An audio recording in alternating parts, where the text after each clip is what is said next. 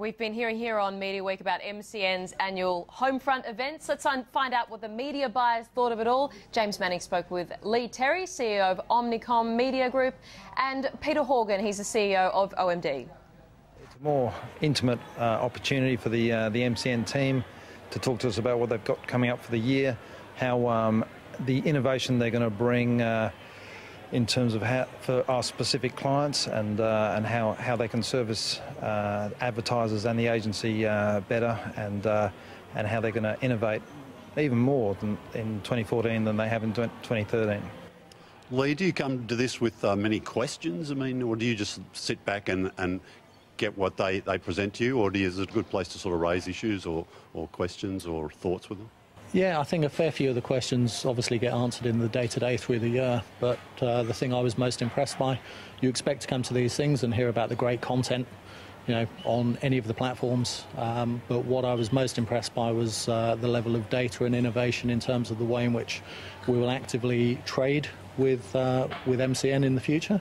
So it's not just about the content platforms which you might expect at an event such as this. It's actually about how we actually build our relationships and physically trade with them.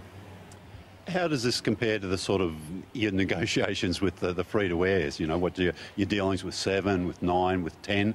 Do these guys put a bit more effort in, or? Excellent, not a loaded question at all there, James. Look, all the networks invest heavily in their upfront presentations. You know, it's where they roll out their store for the following year. A lot of funds are deployed on the basis of performance for the prior year, but confidence in what's coming up is obviously critical. I think what MCN have done to take it to another level is again to invest the time and effort and money to individualise the presentations they give and tailor them to each individual agency group.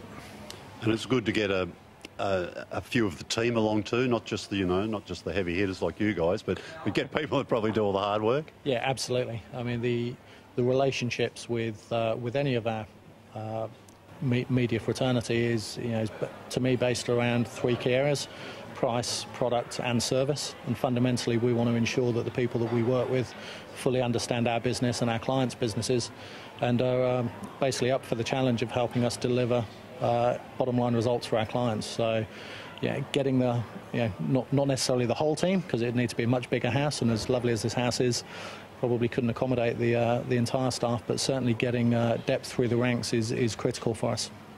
Well, any highlights about what you're hearing? I mean, they seem to be ramping up their panel, so there'll be a lot more perhaps research available. There's a couple of new channels coming on board.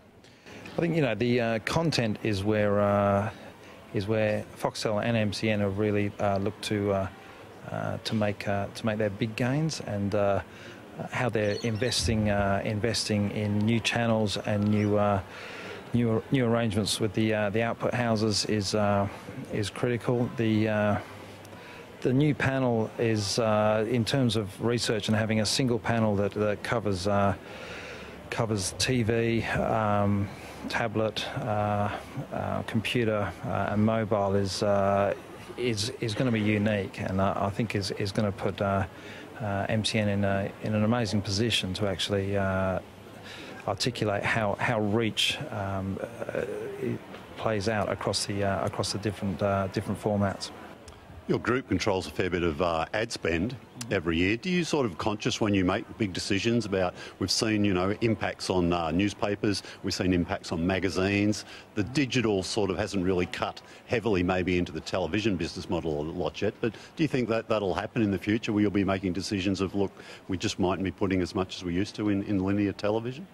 Look, it's one of the considerations. I mean, I think it's probably important to say that there's obviously structural changes, as well as, you know, audience shifts in technology and media consumption, which is obviously, you know, very key to what we do when we're making our client recommendations. I think there's an obvious synergy between linear television and online video, but I think it's important for us in terms of the recommendations across the group that we make to our clients, that doesn't necessarily mean that it just comes from one particular channel. You know, it could be outdoor, it could be radio, it's, you know, certainly press. have had their reductions of spend, which are well documented. But I do think that the changing consumer landscape means that we look at every available option and put forward the best recommendation, irrespective of where that dollar comes from and goes to.